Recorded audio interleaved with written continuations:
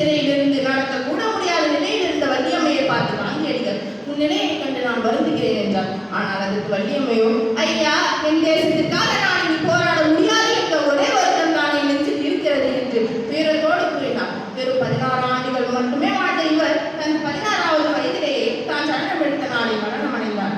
இது போன்ற பல மகத்தான மனிதர்களை பற்றி அறியாமலே மண்ணுலகில் நாம் வாழ்ந்து வருகிறோம். இறுதியாக ஒருவர் நம்மை அடித்தால் திருப்பி அடிக்கலாம், 100